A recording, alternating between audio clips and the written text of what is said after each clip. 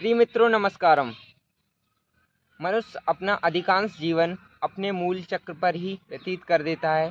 यानी इस संसार में जितने भी मनुष्य प्राणी हैं उनके 90% को देखा जाए वह अपने जीवन को जो है मूल चक्र पर ही व्यतीत करते रहते हैं। उनकी ऊर्जा कभी ऊर्ध्वगमन होती ही नहीं है और अपने जीवन में वह किसी भी अभूतपूर्व कार्य को नहीं करते, यानी विस्मय यदि बोधक का जो है जीवन में नहीं कर पाते हैं वह कार्य।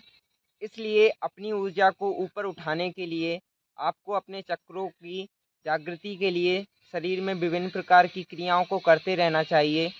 यानी जो आपके चक्र हैं वह शुद्ध होते रहें वक्त के साथ में, और आपकी ऊर्जाएं ऊपर की ओर उठती रहें और आपके मस्तिष्क के ऊपर आकर विराजमान हो जाएं, जिससे आप संसार में अभूतपूर्व कार्य कर सकें।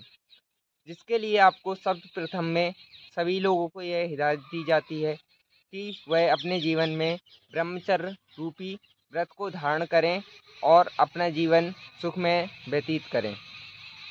इसी के साथ में हम आज आपको स्वादिष्ठान चक्र को शुद्ध करने की एक विधि बताने वाले हैं, जिसको आप करने के बाद में बहुत से रोगों से निवृत्त हो जाएंगे, यानी छूट जाएंगे।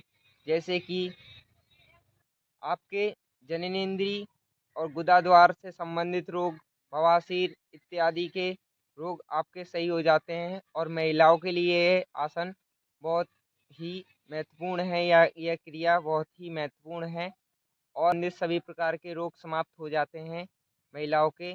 और ब्रह्मचर्य में भी सहायता मिलती है और स्वप्न दोष जैसे जो है रोग भी आपके इस आसन को करने से छूट जाते हैं।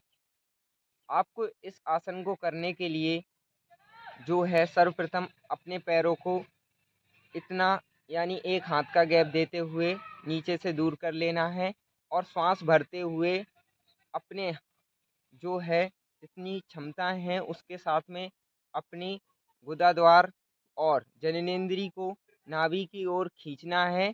और जब तक खींच के रखना है जब तक आपके पैरों में कंपन ना होने लगे। इससे स्वादिष्ठान चक्र पर विशेष प्रभाव देखने को आपको मिलेगा। इसे सशस्त्र आसन भी कहते हैं। यानी आपकी स्थिति को मजबूत बनाने के लिए इस आसन को या क्रिया को करना अत्यधिक आवश्यक है। चलिए हम आपको करके दिखाते हैं।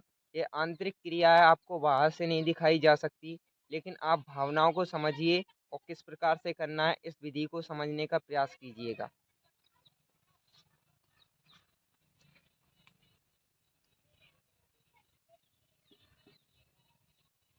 एक हाथ का गैप कर लीजिएगा।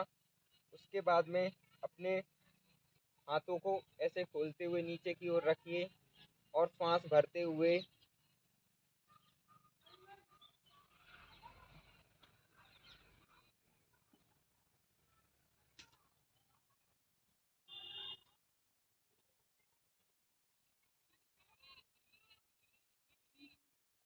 चूँकि वक्त का अभाव है और हम आपका ज़्यादा समय नष्ट नहीं कर सकते, इसलिए हमने आपको थोड़ा शीघ्रता के साथ में इस विधि को करके दिखा दिया है। लेकिन आप अपनी क्षमता के अनुसार इसे जब तक रोक के रखेंगे जब तक आपके पैरों में कंपन ना होने लगे और आपको ऐसा लगे कि आप अब और नहीं रुक सकते हैं।